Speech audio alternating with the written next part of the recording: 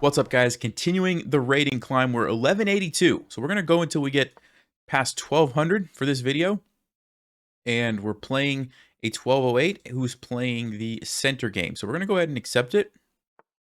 And this is going to be the Danish Gambit. Now, of course, you can accept this, but usually white will play bishop c4 and then they'll take back. And what happens is you just have to be super careful.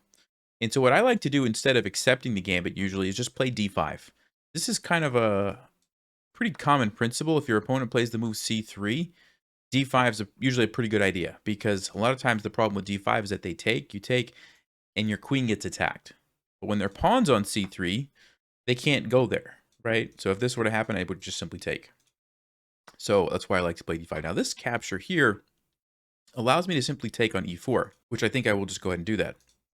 Just get rid of, white's center there. And yeah, they can attack it, but I can simply defend with my knight. And I think we're doing okay already. Bishop g5. So we kind of have two options. We can break the pin like this. We can pin white's knight, or we can find a different move. Bishop b7, there is the option of takes, and maybe white snags this pawn. Looks like we could take here. It's probably going to be a big trade. But remember, I am up a pawn, 3-6, 3-6, 7. So kind of trades like that seem to be pretty good for me. I can also just go here. There's a fork, but I can play knight c6. d5 looks a little tricky, but I think we could trade first and then capture. That would probably be fine too. So I think bishop e7 might just be the easiest thing. Breaks the pin, and like I mentioned, this might happen, but that's just going to lead to a bunch of trades. Check, I take back with the queen, and I'm pretty happy with that, I think. So yeah, let's go ahead and play bishop e7.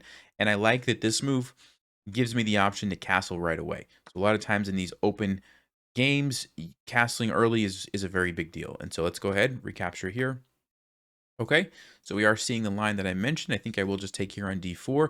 Let's just check to make sure there's no tactic. So first, we'll check the trades. That looks fine. We'll check this trade. I'll take back with my queen so that I don't lose my queen here. So that looks fine. And let's see, there's a check here. No, I would take it. There's a check on b5. I could play c6. The knight can't really move anywhere else that scares me. Knight to f3. No, the knight's under attack. Yeah, we're probably going to just see a big trade. And I am ahead the pawn. Don't see any crazy moves for white after that. They can throw in a check, but I can block. Either way, queen, bishop. Yeah, I think it's fine. So let's go ahead. Since I've checked everything, we'll take the pawn on d4. And like I mentioned, we recapture with the queen, and we're just going into the endgame up a pawn, 3 against 2 over here. So I'm happy with trading. It should be a relatively easy endgame because of that extra pawn.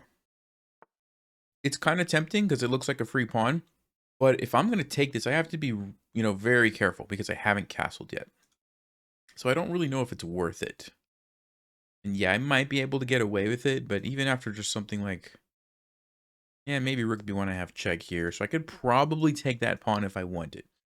But in an effort to just keep it simple, make sure I don't fall for any tricks or traps or calculation errors, I'm just going to castle. It immediately creates a very powerful threat here. My king is now totally safe over here behind the pawns, and I still have that threat. So in that, situation, I didn't feel like it was worth it. Now, if I was playing, against a grandmaster and I had in a longer time control game and I just wanted to really think through what the best move in the position would be, yeah, maybe I would analyze this further, but really don't feel like you can go wrong with a move like castling here. It just opens up so many opportunities for me, right? Like, look at this, look at this.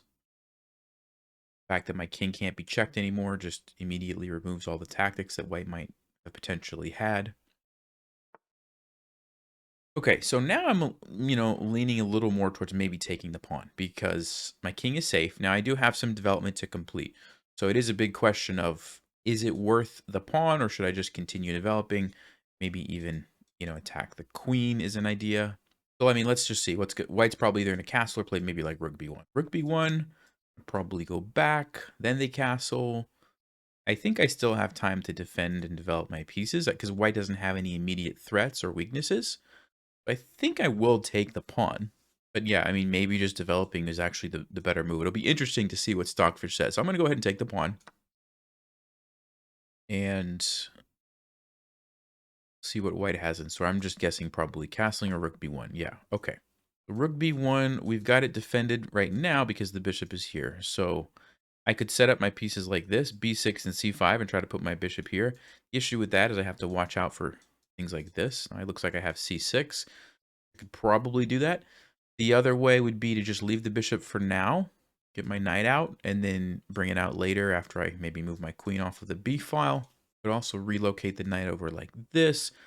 I don't want to overthink it, so I think what I'm going to do is just go to c6. Just generally speaking, this is like the square that the knight should be on, you know. So I'll just go there, and I'm delaying this because I see rook b1 as an option. I don't want to just give back my pawn and allow white's rook to end up on the the 7th rank.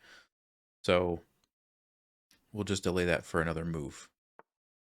Knight to g5, interesting move. I mean, of course, there's the idea of checkmate.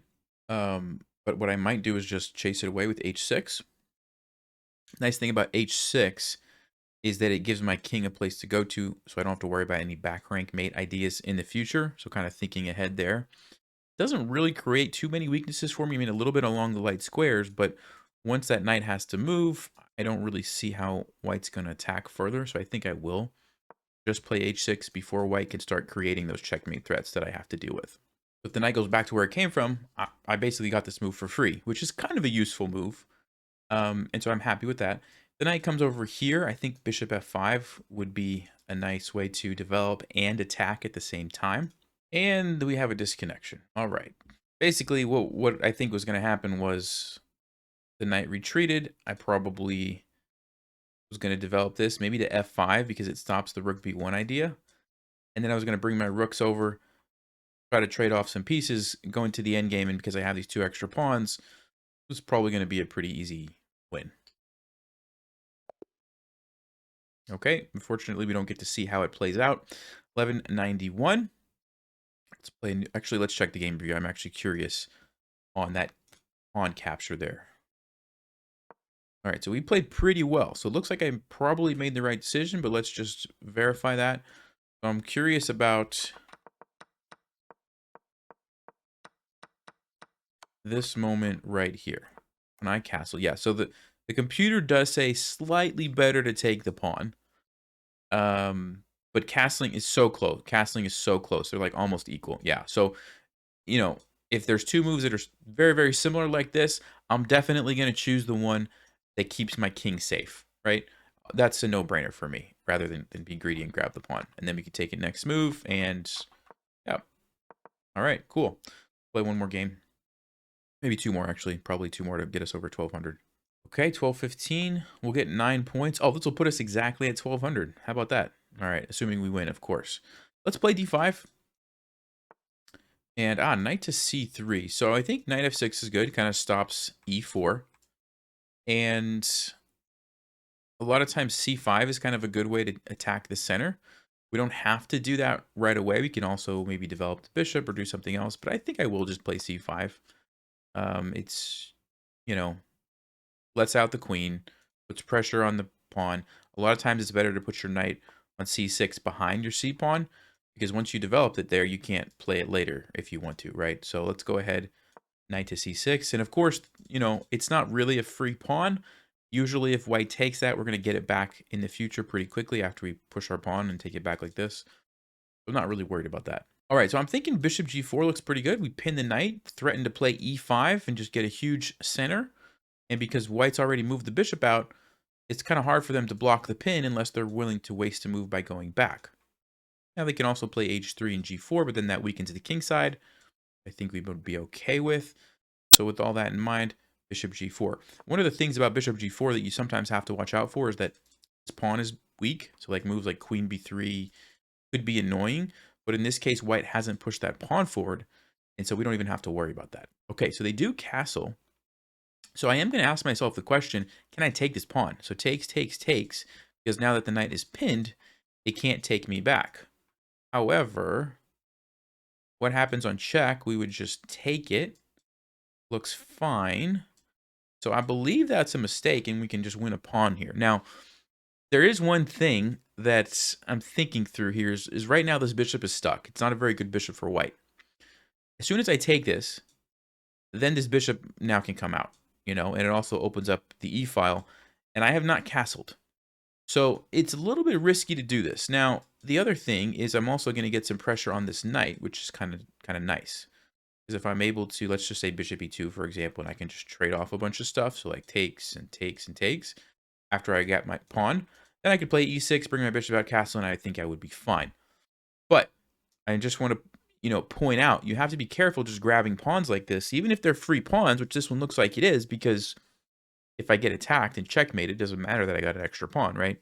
The other option is I play e5, which I'm not going to win a pawn that way, but I will keep the bishop blocked in. I won't open up this file for white's rook, and I'll let my bishop out and get ready to castle quicker. So there's definitely some value there. Yeah, I just like the way that looks better. So this could be a mistake. We'll check it after the game to see. But again, I'm erring on the side of, let me not put my king in danger. Let me not fall way behind in development grabbing a pawn. Let me just play a more principled move of like, okay, I'm going to need to move this pawn anyway to let my bishop out. Strikes at the center. Of course, I can recapture because of the pin. And so we'll check after the game to see if this actually was the best move. Aha. And here we go. One to two big mistakes every game. E4, very simple fork. We're going to win a piece. And so white is now in trouble. All right, so they choose to save the bishop. We'll go ahead and grab the knight. And since we're ahead, I'm happy to trade and get a little bit closer to the endgame. Of course, I can't take, I could take there, but I don't want to take there because it unleashes the rook on my king. Also lets out the bishop. That looks very, very dangerous. So I believe what I'm going to do is either play c4 to just kind of lock this up a little bit, or maybe just play bishop e7. I just want to get my king safe. That's the top priority right now. And I'm afraid of like e4 and captures and all of a sudden the rook's hitting my king. I don't want to allow that. So I'm going to go ahead and play bishop e7. I think that's what needs to happen here. As soon as I get castled, I'm good to go. Also, if e4 happens right now, I could take, and even if the rook or queen takes, I've got the bishop blocking my king. It would be safe, and I would still have time to castle. So another reason why I went to like e7 as opposed to, let's just say, d6. And white still has a problem with getting this bishop out, so I think they have to play e4. But then it allows knight takes d4. Yeah, this is the right move in principle, trying to open up the center. But tactically, you're losing this pawn with a tempo on the queen and potentially a fork. I'm going to go ahead and grab it. And notice the difference now. Before, when I was grabbing a pawn, I wasn't getting in such a nice tempo on the queen. That's why it's a much easier decision this time. Because white doesn't have time to take here and try to attack me. They have to save their queen, which you just saw, right? And it gives me time to now castle, get my king to safety. That's what I want to do.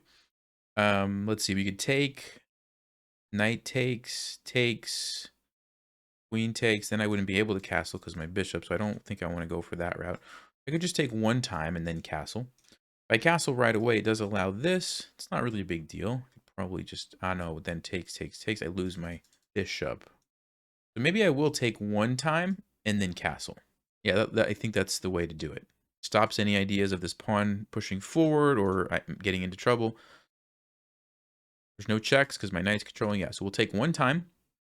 And then we won't take here because I don't want to allow this battery to line up on my bishop. So I'm going to go ahead and castle now. Of course, if this happens, I'm ready to go. This is defended. This is defended. If it gets attacked, I can just simply retreat. Not a big deal. Come back here. We can come back here.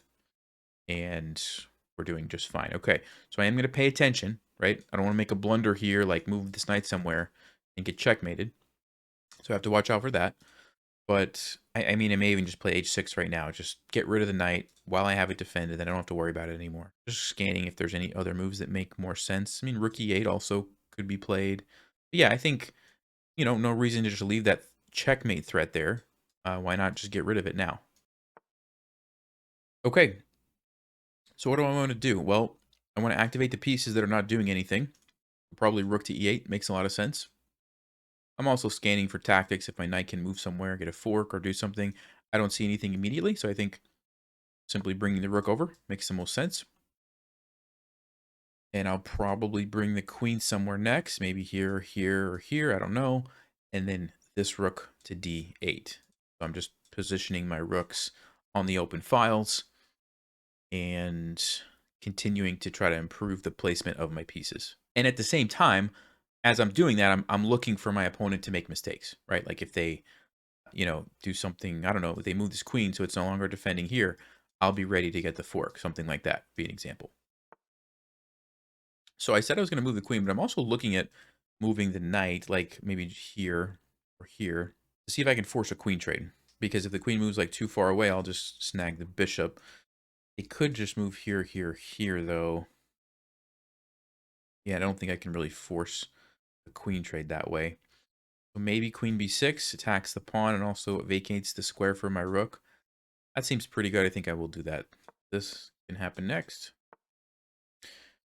All right, b3 stops that threat, and let's go ahead, bring the rook over here. Notice I'm paying attention to things like this, right? Like where I might potentially lose some material, but white doesn't have a way to defend the bishop right now, so I'm okay. But I am just kind of, keeping an eye whenever you put pieces on a diagonal that your opponent has the bishop of. You just want to pay attention to that kind of stuff, like would there be a tactic? But I don't see an easy way for white to defend that square. And now that I have a rook lined up on the queen, I'm going to start looking for discovered attacks with my knight. So I can move my knight somewhere, unleashes the rook. Now, in this particular position, all of these knight moves, the queen would simply just take me. So that's not really going to work. But I could move back here or over here or here and, unleash the rook that way. So like maybe here, knight to b4 attacks the queen and threatens to trade off that bishop, which again, I'm ahead. I'm up a piece. So trading is good for me. So that just seems like an obvious thing to do. Let's go here. Forces a trade. They have to save their queen. And when they do, I trade this off. Okay, so I'm probably going to take this. I'm just scanning if there's any other moves that jump out at me as being better than that, but there's not really much else going on in the position. Yes, I can go here and attack the queen, but why? Maybe this one, you could say the idea is to go here. And after this, I could move my bishop. Oh, no, the queen can't go there. So maybe there is some merit to this move. I guess white can't. Oh, queen e2 would be the move, I guess. And I can move my bishop and unleash that and trade rooks. Could be some merit to that, but I think I'm just going to go ahead and get rid of the bishop. It's a pretty well-placed bishop lined up on my king, and so I think I'll just do this. Queen e2, move the bishop. Maybe that was better to trade rooks, but I don't know, because trading that rook actually brings white's rook into the game, where it's kind of just sitting in the corner right now. So I feel like just grabbing that bishop was probably the simplest thing to do. I could probably trade queens with queen b4, or at least offer the queen trade. Also, knight here. Not sure exactly why. Let's go ahead and play queen b4.